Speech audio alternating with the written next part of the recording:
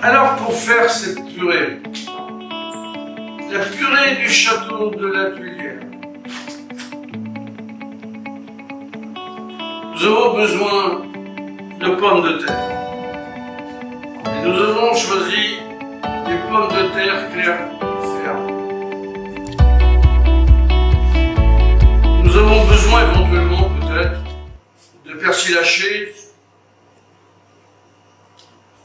de beurre, demi-sel, c'est encore meilleur, de poivre, et toujours notre sel de Guérande, ou sel de l'île de Ré, ou sel de Noirmoutier. Là, j'ai donc mis à cuire quelques pommes de terre, pour gagner du temps. Et j'ai besoin de cet attirail. Mais ça sera la surprise, pour le final. Alors, je les mets de côté. Vous pouvez servir la purée de différentes façons selon les mets avec lesquels vous allez l'accompagner. Par exemple, la purée, au lieu de la monter au beurre, comme on fait en Charente, Poitou-Charentes, Aquitaine, on peut la monter à l'huile d'olive, comme on fait en Provence. On peut également la monter à la moutarde, comme on fait dans la région de Dijon. On peut aussi la monter au beurre de caviar, comme on fera bientôt ici. Ça sera pour une autre recette. On peut accompagner la pomme de terre qui est gourmande de plein de produits qui peuvent copuler avec, dans un mélange d'osmose, de goût et à la sortie de plaisir. La seule chose qui va compter, c'est que la purée qui va être obtenue, c'est que d'abord la pomme de terre soit bien cuite, pour qu'elle puisse s'écraser. Et là, je vous vois venir. Comment le Pierre il va écraser la pomme de terre? Il va la passer au mixeur? Ne vous moquez pas. Pierre, il n'utilise pas le mixeur pour la purée. Pierre, il utilise l'huile de coude. Et on va l'écraser ou à la fourchette, ou vous pouvez aussi acheter un appareil comme ils font dans certains pays, avec des trous, une espèce de passoire à trous. Au bout, il y a 3 fils, un manche, et vous l'écrasez comme ceci. Ça s'appelle une écrase purée, tout simplement. Mais elle ne sera jamais tant meilleure que quand elle est écrasée à la fourchette, directement. On l'étend, on écrase chaque pomme de terre, ensuite on la reprend dans la casserole avec du beurre à feu doux, et à un moment, la pomme de terre va vous parler. Elle se sera transformée en purée. Elle va se mettre en boule, comme la mayonnaise. Et à partir du moment où la pomme de terre se met en boule, elle vous dit stop, je suis prêt à être dégusté. Il suffit de bien voir le moment où elle se met en boule et de prendre suffisamment de temps pour la remuer pour que le mélange beurre et purée et pommes de terre soit suffisamment obtenu pour que justement le phénomène de physique-chimie se mette en place. Et là, la pomme de terre est cuite. Excellent. Superbe. Et croyez-moi, le goût de beurre dans la bouche, vous ne l'oublierez pas. À tout de suite. Alors, vous voyez, une fois cuite, j'ai juste à gratter comme ça pour obtenir, retirer la peau. Et c'est bien plus pratique. Alors, comme elles sont très chaudes, là, même si mes doigts sont habitués à la chaleur, je conseille tout simplement d'y faire attention et de prendre un tissu.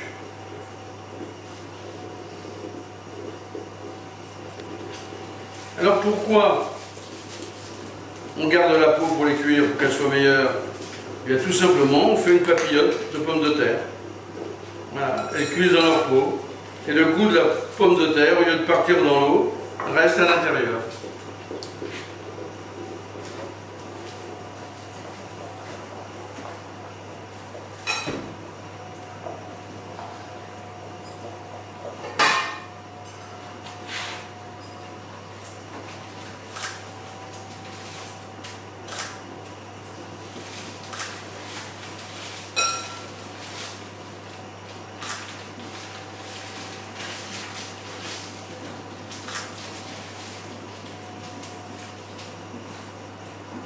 Il faut vous dire que c'est très chaud.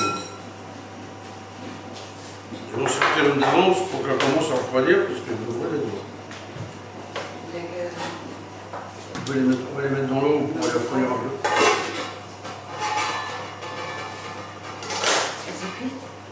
Il manque un peu, je vais la remettre dedans au fur et à mesure. Le temps que j'épluche justement, comme ça refroidit très vite.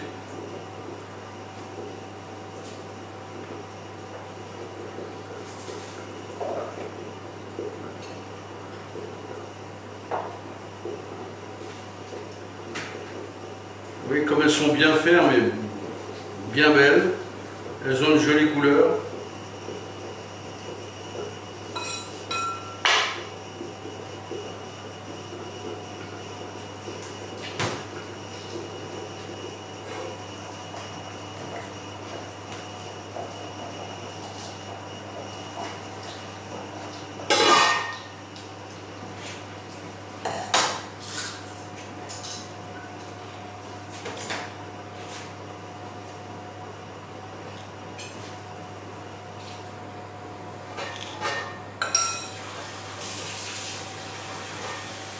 Vous voyez, vous n'avez pratiquement pas de perte du tout en faisant comme ça, alors que quand vous épluchez une pomme de terre, au moins de prendre l'épluche légumes,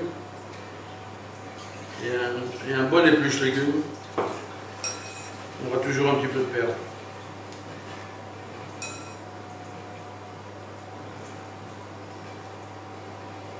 Vous voyez, comme ça, il n'y a pas besoin de toucher la pomme de terre. Vous voyez.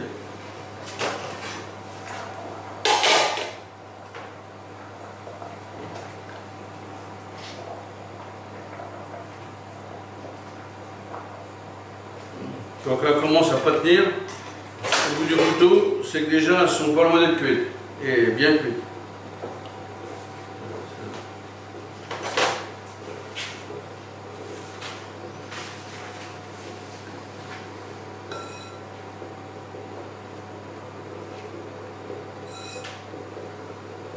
De toute façon, quand elles sont très chaudes, même si vous les mettez sur le côté, elles continuent de cuire par conduction, alors c'est pas bien grave. On sait que la température est entre 89 et là même 90, 92, vu le bruit du ronronnement que j'entends. Par contre, si jamais c'est des œufs que vous mettez à pocher, n'utilisez jamais le gros bouillon, puisque ça les fait s'entrechoquer. Utilisez le 89 degrés, c'est-à-dire uniquement un petit bouillonnement.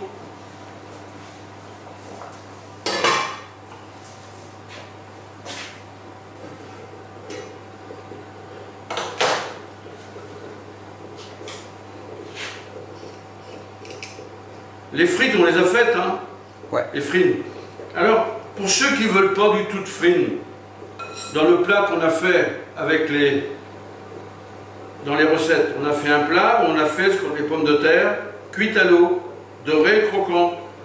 Eh bien, pour ceux qui ne veulent pas, eh bien, vous pouvez remplacer les frines par cette magnifique purée. C'est d'ailleurs pour ça qu'on vous la montre. Mais là, on a une qui est pas mal non plus. Elle m'en a parlé. Alors, comment vous faites votre fameuse purée, Léla, de votre côté, en voix off? Général, en fait, ça dépend de la taille de mes pommes de terre. Quand j'ai des grosses patates et j'ai pas assez de temps pour m'occuper de tout, donc je les mets en papillote au four. Et une fois que c'est bien cuit, bah, je les ouvre en deux et je gratte à la cuillère, je récupère la chair. Et après, je prépare ma purée avec soit l'huile d'olive, soit du beurre. Voilà. Et bien sûr du sel, poivre. Alors souvent on dit que le beurre n'est pas bon dans la santé, pour la santé. C'est pas vrai. Le beurre, il doit être utilisé d'une certaine façon et surtout ne pas cuire.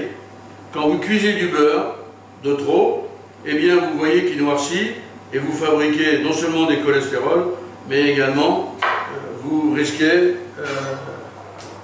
de fabriquer du carbone. Et là, il devient noir, le beurre devient noir et il n'est pas bon du tout pour la santé. Alors vous avez vu, j'en sors une à chaque fois parce qu'elle refroidit un petit peu. Et elle sera plus facile à tenir dans mon torchon. Ce qui ne veut pas dire qu'elle est froide, oui, tout de suite. Alors quand vous sortez quelque chose comme ça en cuisson, un légume vert, mettez-le tout de suite par contre dans l'eau froide. Parce que le verre sera préservé, même glacé, même s'il le faut.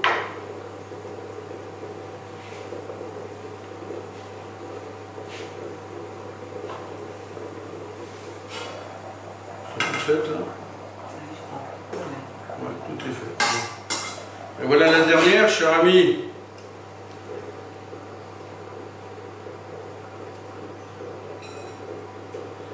On va reprendre dans une petite casserole, là.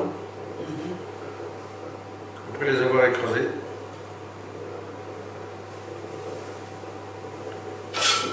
Celle-là, elle est restée chaude. Cette taille, combien? Non, plus petite. Plus petite.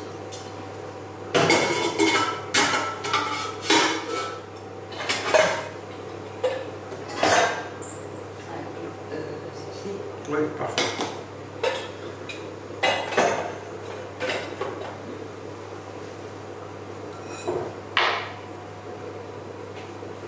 Et un petit peu de crème fraîche. Oui.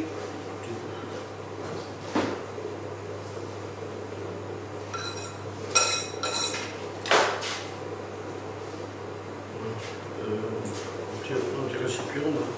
Non,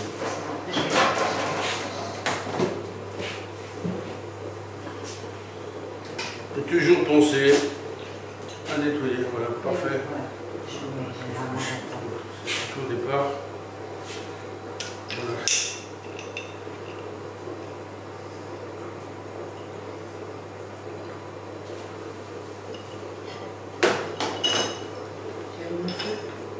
Oui, un petit peu.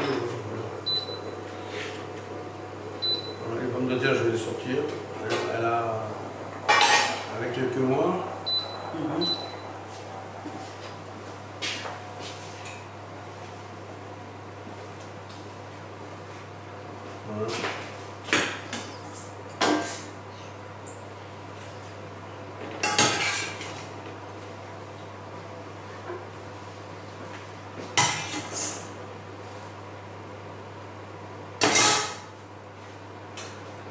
Plus grosse que ça, une petite celle-là. J'en vois une là, c'est bon. d'accord. Voilà, regardez. Ça s'écrase tout seul.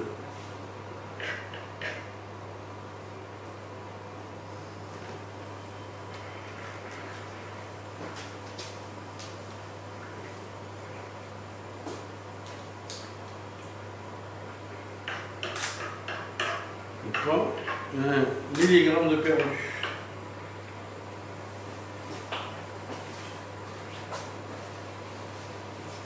Je peux vous dire qu'elles sont bonnes. Vivement qu'on ait la télévision avec l'odeur.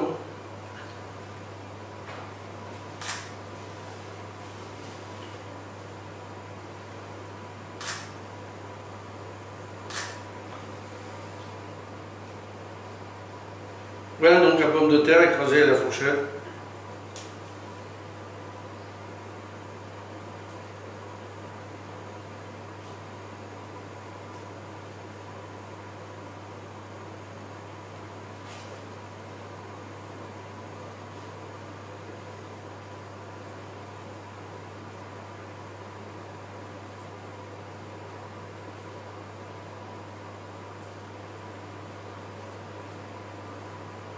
Maintenant, c'est une purée qu'on a dit. Pas une pomme de terre écrasée à la fourchette.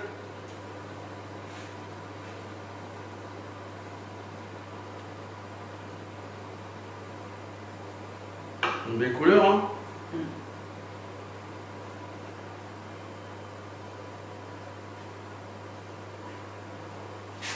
Et maintenant,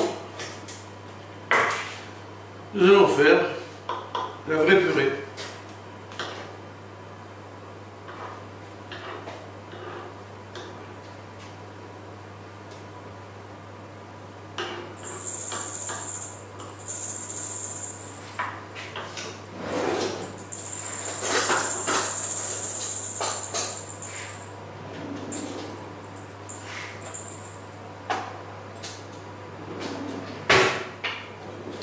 Je suis pour toi.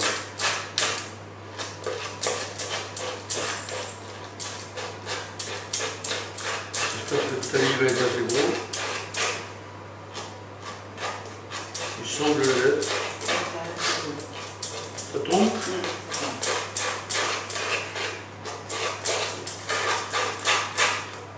Vous voulez le faire, là? Allez, Léla, moi je suis vieux, elle est jeune, elle peut prendre le relais.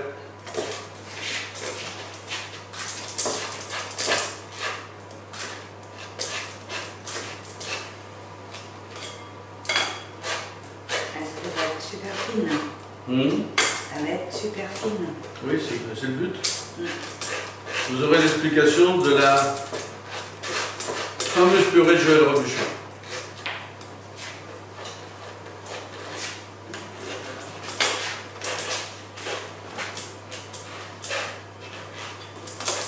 Voilà, on peut le faire, la purée.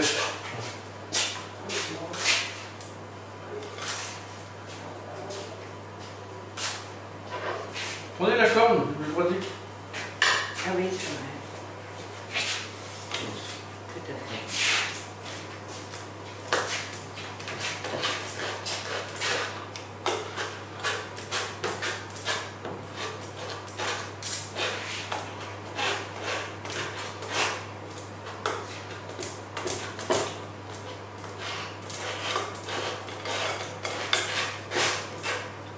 Vous allez voir que c'est plus la même purée. Là, mademoiselle, ça se trompe.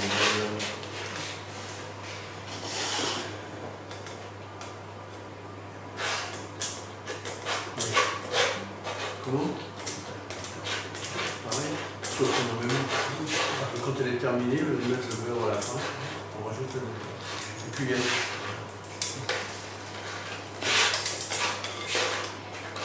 Allez, vous voulez que je vous remplace un peu? Vous avez mal au bras, non? Non, ça va. Je vous laisserai faire le dernier jour. Ça Si. sera bon. Excusez-moi Pierre, j'étais au téléphone pour un rendez-vous pour Leïla pour la vie. Non, c'est pas grave, il coupera après, je sais pas. Bon, il faut pas.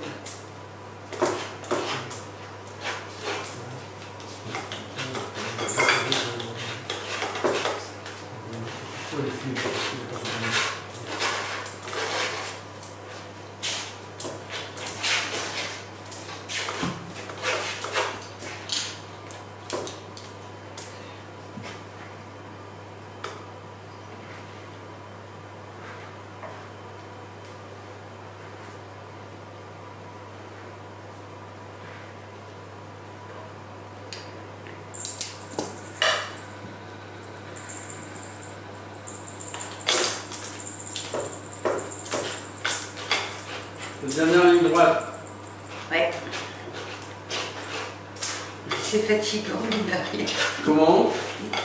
C'est fatigant, mine de rien. Alors, quand vous en avez à faire comme ça beaucoup, Ouais, vous la faites cuire et vous dites à votre femme de ménage de le faire.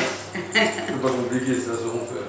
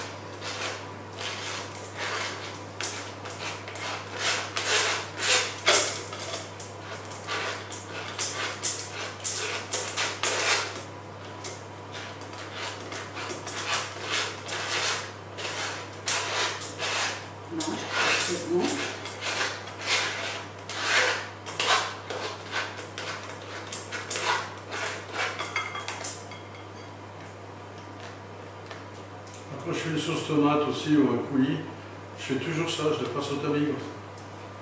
D'accord. Comme ça, toutes les impuretés, tout ce qui est... Elle est beaucoup plus fine et beaucoup plus malléable derrière, plus légère. En plus, l'air l'a pénétré là. Voilà. Parfait. Quel coup de main! Alors maintenant, j'ai ici un tout petit peu de crème fraîche que j'ai mis à chauffer. Je vais la détendre parce qu'elle a quand même été un petit peu travaillée sur le fond. Et je vais prendre une cuillère de bois pour bien mélanger tout ça. Alors, regardez cette légèreté là. Ah là là, on dirait une mousseline. On dirait une mousseline. Voilà. Donc là maintenant, je vais reprendre la casserole où il y avait la crème et je vais verser dedans la purée. Regardez déjà l'aspect. Regardez déjà l'aspect. Vous voyez, regardez comme elle est douce. Vous voyez. Là, la purée, elle devient une caresse. Parce qu'elle a compris qu'on lui voulait du bien. On en tire la quintessence. Merci. Voilà. Et là, maintenant, on va... Vous allez être surpris des deux résistances par rapport...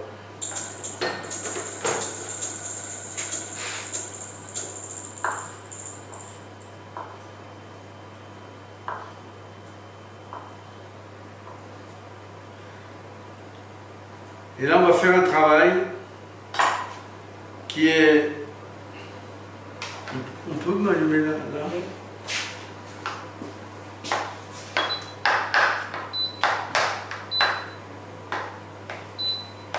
Température 4, 4, 5.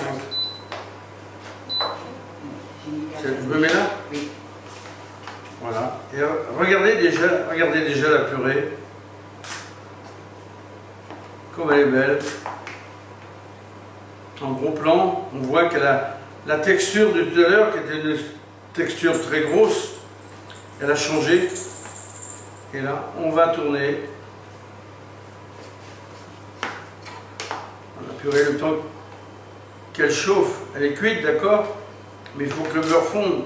Et il faut en permanence la tourner sans s'arrêter. Pourquoi? On la prend sur le fond, on la fait remonter pour que l'air vienne à l'intérieur. Une purée doit être légère, aérée, pour qu'elle soit belle.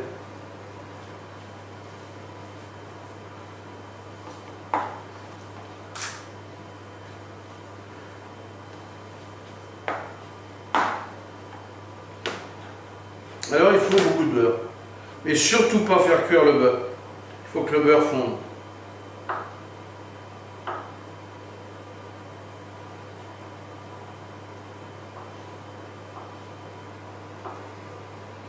Et le beurre, vous le mettez toujours sur le fond de la casserole, jamais dans la purée.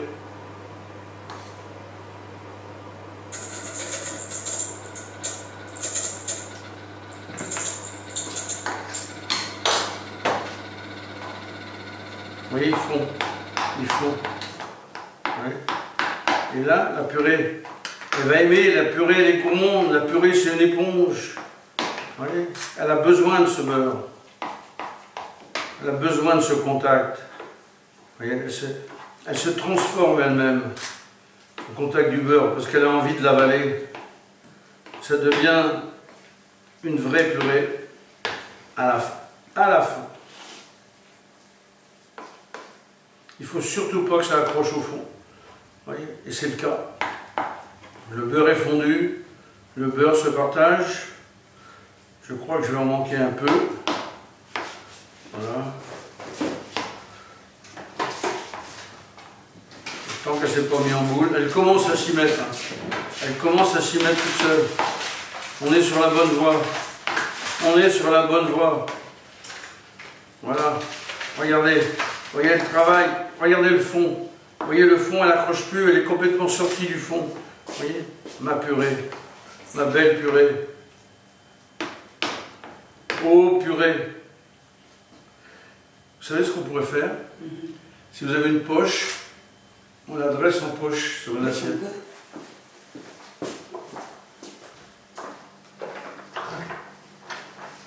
Voilà, et ce sera la dernière concession qu'on fera à cette purée. C'est quelques morceaux de beurre pour qu'elle soit la plus belle du monde. Un garçon qui nous a quittés il n'y a pas longtemps faisait une purée identique. Lui, il a passé au presse-purée qui tourne pour aller plus vite. Le presse-purée de nos grands-mères. Regardez. Vous voyez, je l'ai annoncé avant. La purée ne colle plus du tout. Elle s'est mise en boule. Ça veut dire que dès que le beurre est fondu, madame la purée, regardez, vous voyez comme elle glisse? Vous voyez comme elle glisse? Regardez.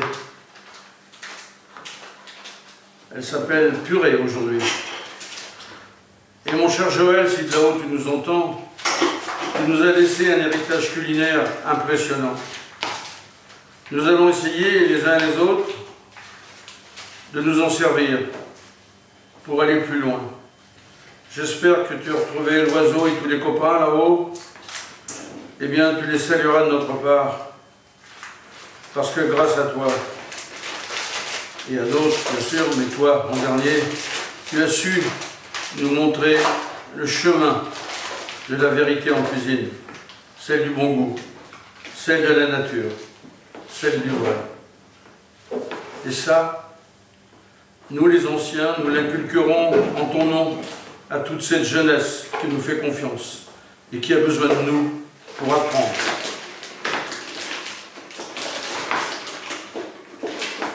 Voilà. Elle est pratiquement terminée, encore un petit tour de roue à la fin. Voilà, et ça sera du top, du top, du top. Ouais. Non mais là vous allez le faire, pourquoi? Comme vous voulez. Je vais vous laisser faire. Non, mais vous voulez... Oui, ça c'est pas grave. Comme ça on va mettre l'assiette ici, et après on la filmera là-bas. Ou alors, non, je vais l'emmener, on la filmera là-bas. Ouais. Ah non, mais tout est en place, là, alors c'est pas un problème. Vous pourrez la mettre là. Vous la mettez là? Oui, de chaque côté on va la mettre autour là. Non, autour. Là. On va faire des... C'est plus marrant. Puis on va faire des petits trucs et on mettra le principal au milieu. Ah d'accord, en plus. Oui. Alors, quand je vous disais... Alors, vous voyez la purée là, elle est en train de me dire, Pierre, c'est presque bon. Regarde Pierre, la purée, elle est complètement décollée. Elle se met elle-même en boule. Ah, on dirait... Voilà, on dirait une mayonnaise. Voilà. Alors vous voyez, la purée s'est mise en boule, vous la voulez là, et regardez comme elle se décolle du fond. Voilà, j'ai plus qu'à faire ça, et elle vient toute seule. Voilà. Elle glisse. Le beurre a fondu, on ne le voit plus. Il est emmagasiné dans les molécules de la pomme de terre. Voilà. Et on n'a plus qu'à terminer. Il ne reste plus rien. Voilà. Regardez les casseroles. Hein? On va la ranger avec une petite fourchette que j'enlève qui reste sur le... Voilà.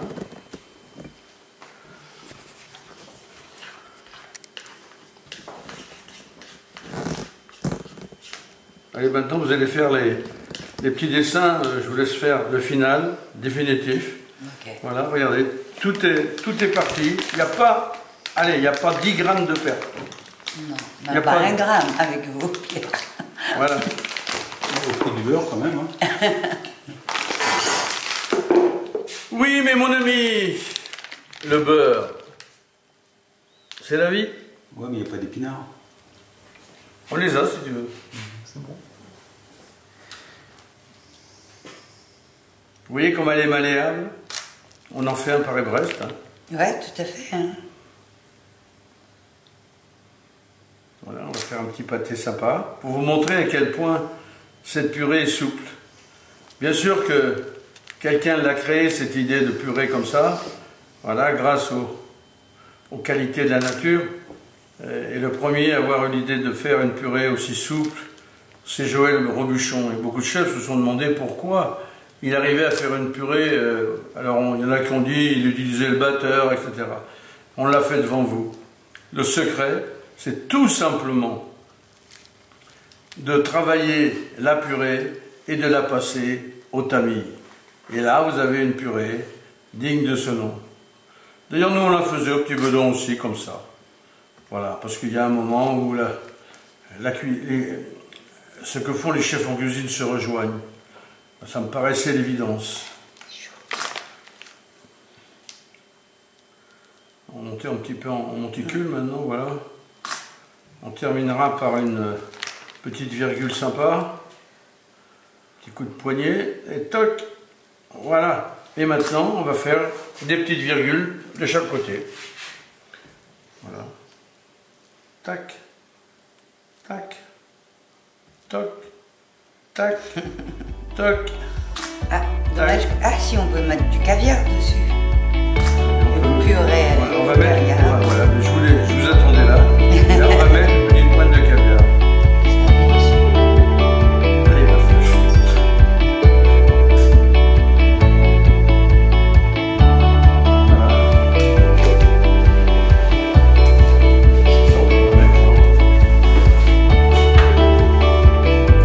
Alors, on ne vous cache rien, on le fait en direct. Vous voyez tout. Nos réflexions aussi, vous les entendez. On dit tiens, pourquoi on met du caviar? Ah ben oui, pourquoi on ne va pas mettre du caviar? Tout à l'heure, je vous ai expliqué les différentes purées. J'ai proposé celle-là. On va s'amuser tout le monde. On va en mettre des petites clichés juste sur le front. On sort ici sur le pavillon culiné. Caviar de Neuilly. Comme de terre de jardin. Maintenant, on va mettre des grains sur chaque fois.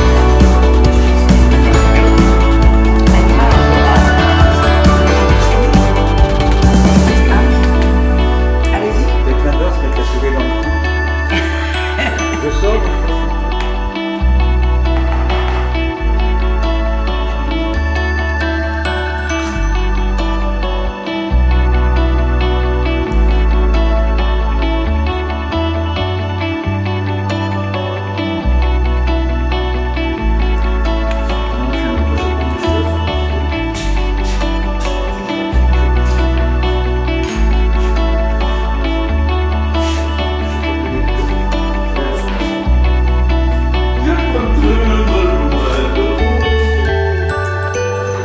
Marie, il est trop sombre.